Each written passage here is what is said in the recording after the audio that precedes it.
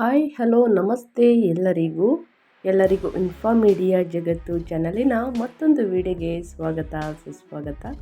ಸ್ನೇಹಿತರೆ, ಎಲ್ಲರೂ ಹೇಗಿದ್ದೀರಾ? ಎಲ್ಲರೂ ಚೆನ್ನಾಗಿದ್ದೀರಾ ಅಂದ್ಕೊಂಡಿದ್ದೀನಿ. ಹೋಪ್ ನಾನು ಕೂಡ ತುಂಬಾ ಚೆನ್ನಾಗಿದ್ದೀನಿ. ಎಲ್ಲರೂ ಚೆನ್ನಾಗಿದ್ದೀರಾ ಅಂದ್ಕೊಂಡು ಭಾವಿಸ್ಕೊಂಡು ಇವತ್ತಿನ ಒಂದು ವಿಡಿಯೋನ ಶುರು ಮಾಡಿಬಿಡೋಣ. ಇವತ್ತಿನ ಒಂದು ವಿಡಿಯೋದಲ್ಲಿ ಸಿಂಹ ರಾಶಿಯವರಿಗೆ ಮಾಸಿಕ ಭವಿಷ್ಯ ಫೆಬ್ರವರಿ 12ರಿಂದ ಏನೆಲ್ಲ ಬದಲಾವಣೆಯನ್ನು ನೋಡಲಿದ್ದೀರಿ, ಯಾವುದರ ಬಗ್ಗೆ ಎಚ್ಚರಿಕೆ ವಹಿಸಬೇಕು ಸಿಂಹರಾಶಿಯವರು, ಅದು ನಿಮ್ಮ ವ್ಯಾಪಾರದಲ್ಲಾಗಬಹುದು, ವ್ಯವಹಾರದಲ್ಲಾಗ್ಬೋದು, ಹಣಕಾಸಿನಲ್ಲಾಗ್ಬೋದು, ನಿಮ್ಮ ವೃತ್ತಿ ಜೀವನ, ನಿಮ್ಮ ಉದ್ಯೋಗದ ಬಗ್ಗೆ ಸ್ನೇಹಿತರೆ, ಒಟ್ಟಾರೆಯಾಗಿ ಏನೆಲ್ಲ ಬದಲಾವಣೆಯನ್ನು ಸಿಂಹರಾಶಿಯವರು ನೋಡಲಿದ್ದೀರಿ, ಯಾವುದರ ಬಗ್ಗೆ ಮುನ್ನೆಚ್ಚರಿಕೆಗಳನ್ನು ತೆಗೆದುಕೊಳ್ಬೇಕು ಅನ್ನೋದನ್ನ ಕಂಪ್ಲೀಟಾಗಿ ಇದೇ ವಿಡಿಯೋದಲ್ಲಿ ತಿಳಿಸ್ಕೊಡ್ತಾ ಹೋಗ್ತೀನಿ. ಇದನ್ನೆಲ್ಲ ತಿಳ್ಕೋಬೇಕು, ಸಣ್ಣ ಪುಟ್ಟ ಪರಿಹಾರಗಳನ್ನು ಫಾಲೋಅಪ್ ಮಾಡಬೇಕು ಅಂದರೆ ಎಲ್ಲೂ ಕೂಡ ವಿಡಿಯೋನ ಸ್ಕಿಪ್ ಮಾಡಬಾರ್ದು. ಅಂದರೆ ವಿಡಿಯೋನ ಕಟ್ ಮಾಡಿ ಓಡಿಸ್ಕೊಂಡೋಗಿ ನೋಡಿದ್ರೆ ಫುಲ್ ಇನ್ಫಾರ್ಮೇಷನ್ ಅರ್ಥ ಆಗಲ್ಲ. ಸೊ ಹಾಗಾಗಿ ಎಲ್ಲ ವಿಡಿಯೋದಲ್ಲೂ ತಿಳಿಸ್ತಾ ಇರ್ತೀನಿ. ಮೊದಲಿಂದ ಕೊನೆ ತನಕ ವಿಡಿಯೋನ ವಾಚ್ ಮಾಡಿ. ವಿಡಿಯೋದಲ್ಲಿ ಒಳ್ಳೆ ಮಾಹಿತಿ ಸಿಕ್ಕಿದ್ದಲ್ಲಿ ತಪ್ಪದೆ ವಿಡಿಯೋಗೊಂದು ಲೈಕ್ ಕೊಟ್ಟು, ಇನ್ನೂ ನನ್ನ ಚಾನಲ್ನ ಸಬ್ಸ್ಕ್ರೈಬ್ ಮಾಡ್ಕೊಳ್ಳೋದನ್ನೇ ನೋಡ್ತಿದ್ರೆ ಇನ್ಫಾಮೀಡಿಯಾಗೆ ಸಬ್ಸ್ಕ್ರೈಬ್ ಆಗಿ ನಿಮ್ಮ ಅಭಿಪ್ರಾಯಗಳನ್ನು ಕಮೆಂಟ್ ಬಾಕ್ಸಲ್ಲಿ ತಿಳಿಸಿ. ಯಾರೆಲ್ಲ ಸಬ್ಸ್ಕ್ರೈಬ್ ಮಾಡಿಕೊಂಡು ಪ್ರತಿನಿತ್ಯ ವಿಡಿಯೋ ವಾಚ್ ಮಾಡ್ತಿದ್ದೀರಾ ಸ್ನೇಹಿತರೆ, ಅಂಥವ್ರಿಗೆ ಥ್ಯಾಂಕ್ ಯು ಸೋ ಮಚ್ ಅಂತ ಹೇಳ್ತಾ ವಿಡಿಯೋದ ಕಡೆ ಗಮನ ಕೊಟ್ಬಿಡೋಣ. ಹೌದು, ಯಾಕಂದರೆ ಗ್ರಹಗಳ ಸಂಚಾರ ಸಾಕಷ್ಟು ಬದಲಾವಣೆಯನ್ನು 12 ರಾಶಿ ಚಕ್ರದ ಜನರು ನೋಡಬಹುದು ಸ್ನೇಹಿತರೆ. ಅದರಲ್ಲಿ ಸಿಂಹ ರಾಶಿಯವರು ಒಬ್ಬರು ಅಂತಲೇ ಹೇಳಬಹುದು. ಯಾವ ಗ್ರಹ ಸಂಚಾರದ ಸ್ಥಾನದಲ್ಲಿ ಯಾವ ಪ್ರಭಾವವನ್ನು ಬೀರಲಿದೆ ಅನ್ನೋದನ್ನ ತಿಳಿಸ್ಕೊಡ್ತಾ ಹೋಗ್ತೀನಿ. ಎಲ್ಲೂ ಕೂಡ ಸ್ಕಿಪ್ ಮಾಡ್ದೇ ಈ ಅದೃಷ್ಟ ರಾಶಿ ನಿಮ್ಮ ಕುಟುಂಬದಲ್ಲಿ ಮತ್ತು ನಿಮ್ಮ ಸ್ನೇಹಿತರಲ್ಲಿ ಇದ್ದರೆ ತಪ್ಪದೆ ಅವ್ರಿಗೂ ಕೂಡ ವಿಡಿಯೋವನ್ನು ಶೇರ್ ಮಾಡಿ. ನಿಮ್ಮ ಕಡೆಯಿಂದ ಅದೃಷ್ಟ ಭವಿಷ್ಯವನ್ನು ಅವರು ಕೂಡ ತಿಳ್ಕೊಂಡಂಗಾಗುತ್ತೆ.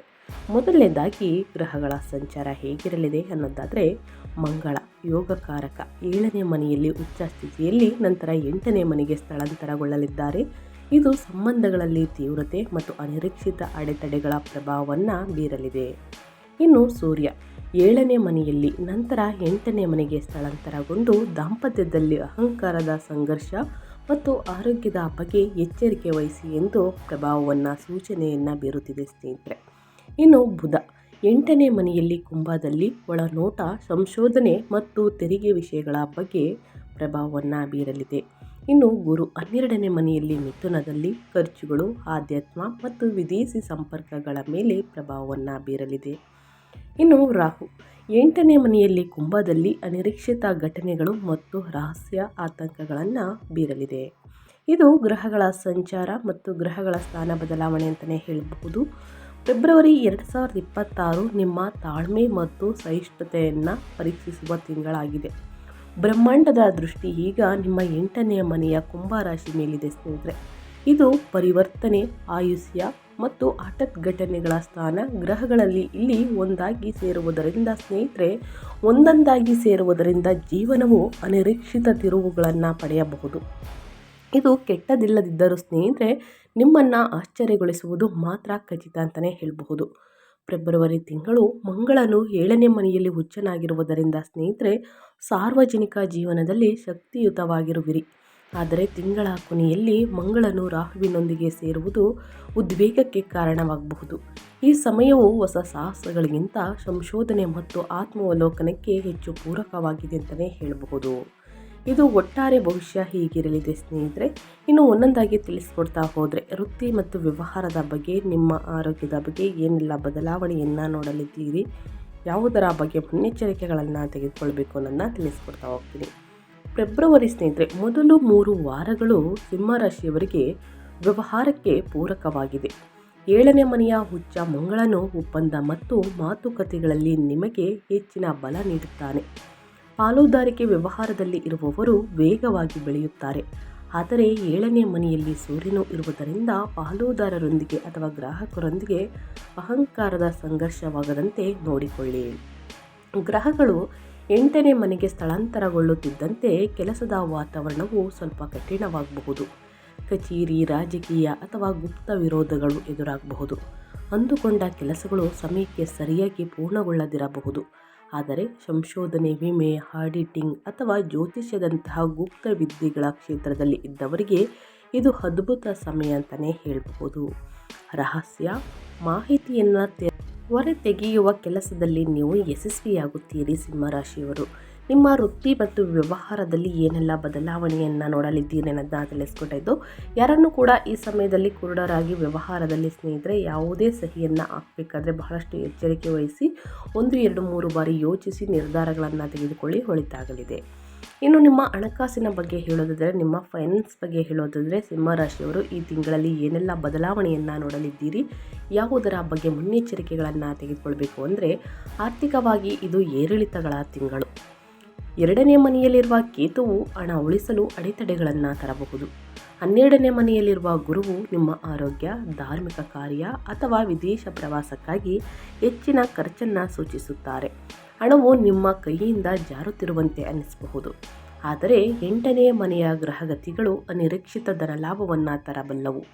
ವಿಮೆಯ ಹಣ, ಪಿತ್ರಾರ್ಜಿತ ಆಸ್ತಿ ಅಥವಾ ಹಳೆಯ ಪಾಲಿಸಿಗಳ ಮುಕ್ತಾಯದ ಮೂಲಕ ಹಣ ಬರುವ ಸಾಧ್ಯತೆ ಇದೆ. ಷೇರು ಮಾರುಕಟ್ಟೆಯಲ್ಲಿ ಹೂಡಿಕೆ ಮಾಡುವಾಗ ಎಚ್ಚರವಿರಲಿ. ವಿಶೇಷವಾಗಿ ಮಂಗಳ ಮತ್ತು ರಾಹು ಸೇರಿದಾಗ ದುಡುಕಿನಿಂದ ಹಣ ಕಳೆದುಕೊಳ್ಳುವಂತಹ ಸಾಧ್ಯತೆ ಇದೆ. ಮನೆಗೆ ಬೆಲೆ ಬಾಳುವ ವಸ್ತುಗಳನ್ನು ಖರೀದಿ ಮಾಡಬೇಕು ಅಂದ್ಕೊಂಡಿದ್ದೀರ ಸ್ನೇಹಿತರೆ, 23ನೇ ತಾರೀಕು ನಂತರ ಖರೀದಿ ಮಾಡಿ. ಗ್ರಹಗಳ ಸಂಚಾರದ ಸಮಯದಲ್ಲಿ ಸ್ನೇಹಿತರೆ ಯಾವ ಸಮಯ ಉತ್ತಮವಿರುವುದಿಲ್ಲ, ಆವಾಗ ನಾವು ಬಹಳಷ್ಟು ಎಚ್ಚರಿಕೆಯಿಂದ ಇರುವುದು ಉತ್ತಮ. ಸೊ ಹಾಗಾಗಿ ಸ್ನೇಹಿತರೆ ಯೋಚಿಸಿ ನಿರ್ಧಾರಗಳನ್ನು ತೆಗೆದುಕೊಂಡು ನಿಮ್ಮ ಬಜೆಟ್ ತಕ್ಕಂತೆ ಸ್ನೇಹಿತರೆ ಖರೀದಿ ಮಾಡುವುದು ಉತ್ತಮ. ಸ್ವಲ್ಪ ಉಳಿತಾಯ ಮಾಡಿ ಸ್ನೇಹಿತರೆ, ಮುಂದಿನ ದಿನಗಳಲ್ಲಿ ಹಣಕಾಸಿನ ಪ್ರಾಬ್ಲಮ್ ಎದುರಾಗುವುದಿಲ್ಲ, ಅದರ ಬಗ್ಗೆ ಎಚ್ಚರಿಕೆ ವಹಿಸಿ ಅಂತ ಹೇಳ್ತಾ, ಇನ್ನು ನಿಮ್ಮ ಹೆಲ್ತ್ ಬಗ್ಗೆ ಹೇಳೋದಾದರೆ, ನಿಮ್ಮ ಆರೋಗ್ಯದಲ್ಲಿ ಏನೆಲ್ಲ ಬದಲಾವಣೆಯನ್ನು ನೋಡಲಿದ್ದೀರಿ ಸಿಂಹರಾಶಿಯವರು, ಯಾವುದರ ಬಗ್ಗೆ ಮುಂದಿನ ದಿನಗಳಲ್ಲಿ ಎಚ್ಚರಿಕೆ ವಹಿಸಬೇಕು ಅನ್ನೋದನ್ನ ನೋಡ್ತಾ ಹೋಗೋಣ. ಈ ತಿಂಗಳು ಸಿಂಹರಾಶಿಯವರಿಗೆ ನೀವು ಆರೋಗ್ಯದ ಬಗ್ಗೆ ಅತ್ಯಂತ ಜಾಗರೂಕರಾಗಿರಬೇಕು ಸ್ನೇಹಿತರೆ. ಯಾಕಂದರೆ 8ನೇ ಮನೆಯು ದೀರ್ಘಕಾಲದ ಕಾಯಿಲೆಗಳ ಸ್ಥಾನ. ಇಲ್ಲಿ ಅನೇಕ ಗ್ರಹಗಳು ಸೇರುವುದರಿಂದ ಸೋಂಕು, ಜ್ವರ ಅಥವಾ ಸಂತಾನೋತ್ಪತ್ತಿ ವ್ಯವಸ್ಥೆಗೆ ಸಂಬಂಧಿಸಿದ ಸಮಸ್ಯೆಗಳು ಎದುರಾಗಬಹುದು. ಸ್ನೇಹಿತರೆ ಸಣ್ಣ ಪುಟ್ಟ ಜ್ವರ, ಶೀತ, ಕೆಮ್ಮು, ನೆಗಡಿಯಿಂದ ಸ್ಟಾರ್ಟ್ ಆಗುತ್ತದೆ ಸ್ನೇಹಿತರೆ. ಸೊ ಇದು ದೊಡ್ಡ ಜ್ವರ ಅಂತಂದರೆ ವೈರಲ್ ಜ್ವರಕ್ಕೆ ಸ್ನೇಹಿತರೆ ಅಟ್ಯಾಚ್ ಆಗ್ಬೋದು. ಸೊ ಹಾಗಾಗಿ ಬಹಳಷ್ಟು ಎಚ್ಚರಿಕೆ ವಹಿಸಿ. ನಿಮ್ಮ ಆರೋಗ್ಯದಲ್ಲಿ ಸ್ವಲ್ಪ ಸಮಸ್ಯೆ ಕಂಡು ಬರ್ತಾ ಇದ್ದಂತೆ ಸ್ನೇಹಿತರೆ ವೈದ್ಯರನ್ನು ಭೇಟಿ ಮಾಡಿ ಅವ್ರು ಕೊಡುವಂಥ ಸಲಹೆಯನ್ನು ತಪ್ಪದೇ ಫಾಲೋ ಮಾಡುವುದು ಬಹಳ ಮುಖ್ಯ. ಇದರ ಜೊತೆಗೆ ನೀವು ತಿನ್ನುವಂಥ ಆಹಾರದ ಬಗ್ಗೆ ಸಿಕ್ಕಾಪಟ್ಟೆ ಕಾಳಜಿ ವಹಿಸಬೇಕು ಸ್ನೇಹಿತರೆ. ಯಾಕಂದರೆ ಹೊರಗಿನ ತಿಂಡಿ ತಿನಿಸುಗಳಿಂದ, ನೀರಿಂದ, ಎಣ್ಣೆಯಿಂದ ಬರುವಂತಹ ಚಾನ್ಸಸ್ ಇದೆ ಈ ಜ್ವರಗಳು. ಸೊ ಹಾಗಾಗಿ ಬಹಳಷ್ಟು ಎಚ್ಚರಿಕೆ ವಹಿಸಿ ಆದಷ್ಟು ಹಸಿರು ತರಕಾರಿ, ಹಣ್ಣು ಹಂಪಲುಗಳನ್ನು ತೊಳೆದು ಚೆನ್ನಾಗಿ ತಿನ್ನುವುದು, ನೀರನ್ನು ಚೆನ್ನಾಗಿ ಕುಡಿಯುವುದು ಉತ್ತಮ.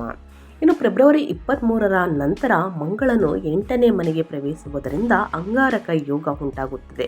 ಇದು ಅಪಘಾತ, ಸುಟ್ಟ ಗಾಯ ಅಥವಾ ಶಸ್ತ್ರಚಿಕಿತ್ಸೆಯ ಅಪಾಯವನ್ನು ಹೆಚ್ಚಿಸುತ್ತದೆ. ವಾಹನ ಚಾಲನೆ ಮಾಡುವಾಗ ಮತ್ತು ಚೂಪಾದ ವಸ್ತುಗಳನ್ನು ಬಳಸುವಾಗ ತುಂಬ ಎಚ್ಚರವಿರಲಿ. ಯಾವುದೇ ಸಣ್ಣ ಆರೋಗ್ಯ ಸಮಸ್ಯೆಯನ್ನು ನಿರ್ಲಕ್ಷಿಸಬೇಡಿ.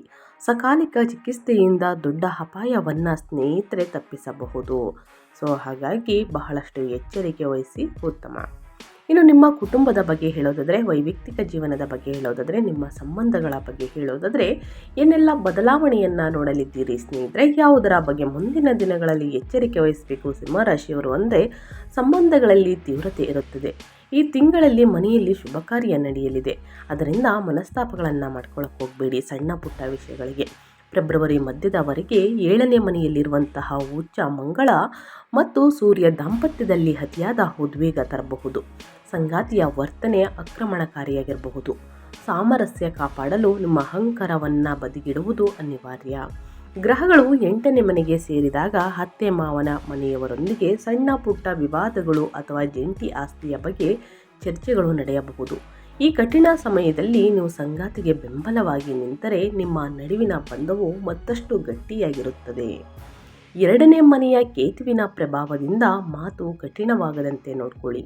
ಸಿಟ್ಟಿನಲ್ಲಿ ಆಡಿದ ಮಾತುಗಳು ಸಂಬಂಧವನ್ನು ಹಾಳು ಮಾಡಬಹುದು ಸ್ನೇಹಿತರೆ.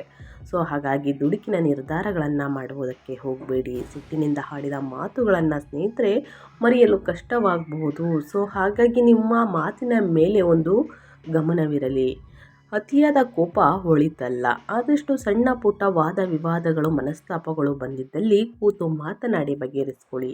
ಹಿರಿಯವರನ್ನು ಕೂರಿಸಿ ಸ್ನೇಹಿತರೆ ಮಾತನಾಡಿ ಬಗೆಹರಿಸ್ಕೊಂಡ್ರೆ ಒಳಿತು.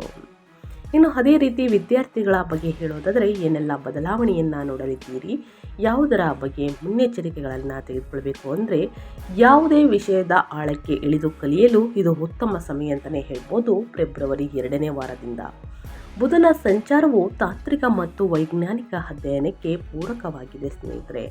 ಸ್ನೇಹಿತರೊಂದಿಗೆ ವಾದ ವಿವಾದಕ್ಕೆ ಇಳಿಯದೆ ನಿಮ್ಮ ಗುರಿಯ ಕಡೆ ಗಮನ ಹರಿಸಿ. ಒಂದು ವೇಳಾಪಟ್ಟಿಯನ್ನು ರಚಿಸಿ ಸರಿಯಾದ ಸಮಯಕ್ಕೆ ಕೂತು ಅಧ್ಯಯನವನ್ನು ಮಾಡಿ ಸ್ನೇಹಿತರೆ. ಅಧ್ಯಯನವನ್ನು ಮಾಡಬೇಕಾದ್ರೆ ಅಡೆತಡೆಗಳು, ಸಮಸ್ಯೆಗಳು ಭಯ ಬಂದಿದ್ದಲ್ಲಿ ಸ್ನೇಹಿತರೆ ಪ್ರತಿದಿನ ಹನುಮಾನ್ ಚಾಲಿಸವನ್ನು ಪಠಿಸಿ. ಈ ರೀತಿ ಮಾಡುವುದರಿಂದ ನಿಮ್ಮ ಕಷ್ಟಗಳು, ಸಮಸ್ಯೆಗಳು, ಅಡೆತಡೆಗಳು, ಭಯ, ನಿರ್ಭಯ ಎಲ್ಲವೂ ಕೂಡ ಹೋಗಲಾಡಿಸುತ್ತದೆ. ಸೊ ಹಾಗಾಗಿ ಹನುಮಾನ್ ಚಾಲಿಸವನ್ನು ಪಠಿಸಿ. ಇದರ ಜೊತೆಗೆ ವಿದ್ಯಾರ್ಥಿಗಳಿಗೆ ಈ ತಿಂಗಳು ಆಳವಾದ ಏಕಾಗ್ರತೆಯನ್ನು ಬಯಸುತ್ತದೆ. ಸಾಮಾನ್ಯ ವಿದ್ಯಾರ್ಥಿಗಳಿಗೆ ಅಂದರೆ 8ನೇ ಮನೆಯ ಗೊಂದಲದಿಂದಾಗಿ ಓದಿನಲ್ಲಿ ಆಸಕ್ತಿ ಕಡಿಮೆ ಆಗಬಹುದು ಮತ್ತು ಪರೀಕ್ಷೆಯ ಬಗ್ಗೆ ಆತಂಕ, ಭಯ ಕಾಡಬಹುದು. ಆದರೆ PhD, ಸಂಶೋಧನೆ, ಮನೋವಿಜ್ಞಾನ ಅಥವಾ ವೈದ್ಯಕೀಯ ಕ್ಷೇತ್ರದ ವಿದ್ಯಾರ್ಥಿಗಳಿಗೆ ಇದು ಮಹತ್ವದ ತಿಂಗಳು ಅಂತಲೇ ಹೇಳಬಹುದು. 1ರಿಂದ ಸ್ನೇಹಿತರೆ 9ನೇ ತರಗತಿ ಮಕ್ಕಳಿಗೆ ಅತಿಯಾದ ಭಯ, ಓದಿನಲ್ಲಿ ಆಸಕ್ತಿ ಸ್ವಲ್ಪ ಕಡಿಮೆಯಾಗಬಹುದು, ಆತಂಕ ಕಾಡಬಹುದು. ಪ್ರತಿದಿನ ಹನುಮಾನ್ ಚಾಲಿಸವನ್ನು ಓದಿ ಭಯ ಸ್ವಲ್ಪ ಹೋಗಲಾಡಿಸಲಾಗುತ್ತದೆ. ಇನ್ನು ಈ ತಿಂಗಳಲ್ಲಿ ಅನುಸರಿಸಬೇಕಾದ ಪರಿಹಾರದ ಕ್ರಮಗಳನ್ನು ತಿಳಿಸ್ಕೊಡ್ತೀನಿ. ಆದಷ್ಟು ಈ ಸಣ್ಣ ಪುಟ್ಟ ಪರಿಹಾರಗಳನ್ನು ಫಾಲೋಅಪ್ ಮಾಡೋದ್ರಿಂದ ನಿಮ್ಮ ದೊಡ್ಡ ಸಮಸ್ಯೆಗಳೇ ನಿವಾರಣೆಯಾಗಲಿದೆ. ಮೊದಲನೇದಾಗಿ ದುರ್ಗಾ ಆರಾಧನೆಯನ್ನು ಮಾಡಿಸಿ ಸ್ನೇಹಿತರೆ. 8ನೇ ಮನೆಯ ರಾಹುವಿನ ಪ್ರಭಾವವನ್ನು ತಡೆಯಲು ದುರ್ಗಾದೇವಿಯ ಆರಾಧನೆ ಮಾಡಿ. ಓಂ ದುಂ ದುರ್ಗಾಯೇ ನಮಃ ಎಂಬ ಮಂತ್ರವನ್ನು 108 ಬಾರಿ ಅಥವಾ 11 ಬಾರಿ ಜಪಿಸುವುದು ಉತ್ತಮ. 8ನೇ ಮನೆಯ ನಕಾರಾತ್ಮಕ ಪ್ರಭಾವವನ್ನು ತಗ್ಗಿಸಲು ಮತ್ತು ಆರೋಗ್ಯ ರಕ್ಷಣೆಗಾಗಿ ಸ್ನೇಹಿತರೆ ಸಿಂಹರಾಶಿಯವರು ನಾನು ಹೇಳುವಂತಹ ಪರಿಹಾರವನ್ನು ಮಾಡುವುದರಿಂದ ಸಮಸ್ಯೆಗಳು ಕ್ರಮೇಣವಾಗಿ ಕಡಿಮೆಯಾಗಲಿದೆ. ಇನ್ನು ಮೃತ್ಯುಂಜಯ ಮಂತ್ರವನ್ನು ಹೇಳಿ. ಆರೋಗ್ಯ ರಕ್ಷಣೆಗಾಗಿ ಪ್ರತಿದಿನ 108 ಬಾರಿ ಮಹಾಮೃತ್ಯುಂಜಯ ಮಂತ್ರವನ್ನು ಜಪಿಸಿ. ಇದು ಅಕಾಲಿಕ ಕಷ್ಟಗಳಿಂದ ರಕ್ಷಿಸುತ್ತದೆ ಸ್ನೇಹಿತರೆ. ಸೊ ತಪ್ಪದೇ ಈ ಒಂದು ಮಂತ್ರವನ್ನು ಜಪ ಮಾಡಿ ಒಳಿತಾಗಲಿದೆ. ಇನ್ನು ವಾಹನ ಚಾಲನೆ ಮಾಡಬೇಕಾದ್ರೆ ಎಚ್ಚರಿಕೆ ಇರಲಿ ಸಿಂಹರಾಶಿಯವರು. ಫೆಬ್ರವರಿ 23ರ ನಂತರ ವಾಹನ ಚಾಲನೆ ಮಾಡುವಾಗ ತುಂಬ ಜಾಗರೂಕರಾಗಿರಿ. ಇನ್ನು ಸಣ್ಣ ವಸ್ತುಗಳು ಅಂದರೆ ಚೂಪಾದ ವಸ್ತುಗಳು, ಅರಿತಾದ ವಸ್ತುಗಳು ಇದನ್ನು ಇಟ್ಕೊಂಡು ಕೆಲಸವನ್ನು ಮಾಡಬೇಕಾದ್ರೆ, ಎಲೆಕ್ಟ್ರಿಕ್ ಕೆಲಸವನ್ನು ಮಾಡಬೇಕಾದ್ರೆ ಸ್ನೇಹಿತರೆ ಬಹಳಷ್ಟು ಎಚ್ಚರಿಕೆ ವಹಿಸಿ. ವಾಹನದಲ್ಲಿ ಸಣ್ಣ ಗಣೇಶನ ವಿಗ್ರಹವಿಡಿ ಸ್ನೇಹಿತರೆ. ಗಣೇಶನನ್ನು ಪೂಜಿಸಿ ಸ್ನೇಹಿತರೆ. ವಿನಾಯಕನ ಪೂಜಿಸುವುದರಿಂದ ನಿಮ್ಮ ವಿಘ್ನಗಳೆಲ್ಲವೂ ಕೂಡ ದೂರವಾಗಲಿದೆ ಅಂತಲೇ ಹೇಳಬಹುದು. ಇನ್ನು ದಾನ ಧರ್ಮದ ಪ್ರಕಾರ ಹೇಳೋದಾದರೆ ದಾನ ಧರ್ಮವನ್ನು ಮಾಡಿ ಸ್ನೇಹಿತರೆ. ಶನಿವಾರದಂದು ಕಡು ಬಣ್ಣದ ಬಟ್ಟೆ ಅಥವಾ ಕಂಬಳಿಯನ್ನು ಅಗತ್ಯವಿರುವವರಿಗೆ ದಾನ ಮಾಡಿ. ಇದರ ಜೊತೆಗೆ ಕಬ್ಬಿಣವನ್ನು ದಾನ ಮಾಡಬಹುದು. ಶನಿದೇವರಿಗೆ ತೈಲಾಭಿಷೇಕವನ್ನು ಮಾಡಿಸಬಹುದು. ಕಪ್ಪು ಉದ್ದಿನ ಬೇಳೆಯನ್ನು ದಾನ ಮಾಡುವುದರಿಂದ ಕಷ್ಟಗಳು, ಸಮಸ್ಯೆಗಳು ಕ್ರಮೇಣವಾಗಿ ಕಡಿಮೆಯಾಗಲಿದೆ. ಈ ಸಣ್ಣ ಪುಟ್ಟ ಪರಿಹಾರಗಳನ್ನು ಸಿಂಹರಾಶಿಯವರು ಮಾಡ್ತಾ ಬನ್ನಿ, ಒಳಿತಾಗಲಿದೆ ಅಂತ ಹೇಳ್ತಾ ನಾನು ವಿಡಿಯೋನ ಎಂಡ್ ಮಾಡ್ತಾ ಇದ್ದೀನಿ ಸ್ನೇಹಿತರೆ. ಇವತ್ತಿನ ಒಂದು ವಿಡಿಯೋದಲ್ಲಿ ಸಿಂಹರಾಶಿಯವರಿಗೆ ಒಳ್ಳೆಯ ಮಾಹಿತಿ ಸಿಕ್ಕಿದ್ದಲ್ಲಿ, ಈ ವಿಡಿಯೋ ಯೂಸ್ಫುಲ್ ಅನಿಸಿದ್ದಲ್ಲಿ ದಯವಿಟ್ಟು ವಿಡಿಯೋಗೆ ಲೈಕ್ ಮಾಡಿಲ್ಲ ಅಂದರೆ ಲೈಕ್ ಮಾಡಿ. ಇನ್ನೂ ನನ್ನ ಚಾನಲ್ನ ಸಬ್ಸ್ಕ್ರೈಬ್ ಮಾಡ್ಕೊಳ್ಳೋದನ್ನೇ ನೋಡ್ತಿದ್ರೆ ಇನ್ಫಾರ್ಮೇಡಿಯಾಗೆ ಸಬ್ಸ್ಕ್ರೈಬ್ ಆಗಿ ನಿಮ್ಮ ಅಭಿಪ್ರಾಯಗಳನ್ನು ಕಮೆಂಟ್ ಬಾಕ್ಸಲ್ಲಿ ತಿಳಿಸಿ. ಯಾರೆಲ್ಲ ಸಬ್ಸ್ಕ್ರೈಬ್ ಮಾಡಿಕೊಂಡು ಪ್ರತಿನಿತ್ಯ ವಿಡಿಯೋ ವಾಚ್ ಮಾಡ್ತಿದ್ದೀರಾ ಅಂಥವರಿಗೆ ಥ್ಯಾಂಕ್ ಯು ಸೋ ಮಚ್ ಅಂತ ಹೇಳ್ತಾ, ನಿಮಗೂ ಮತ್ತು ನಿಮ್ಮ ಕುಟುಂಬಕ್ಕೆ ತುಂಬಾ ಒಳ್ಳೆಯದಾಗಲಿ. ಶನಿದೇವರ ಆಶೀರ್ವಾದ, ಸೂರ್ಯದೇವರ ಆಶೀರ್ವಾದ ಇರಲಿ ಅಂತ ಹೇಳ್ತಾ, ಮತ್ತೊಂದು ವಿಡಿಯೋ ಜೊತೆ ಮತ್ತೊಂದು ಹೊಸ ಅಪ್ಡೇಟ್, ಹೊಸ ಭವಿಷ್ಯದಲ್ಲಿ ಸಿಗ್ತೀನಿ ಅಂತ ಹೇಳ್ತಾ, ಥ್ಯಾಂಕ್ ಯು ಫಾರ್ ವಾಚಿಂಗ್.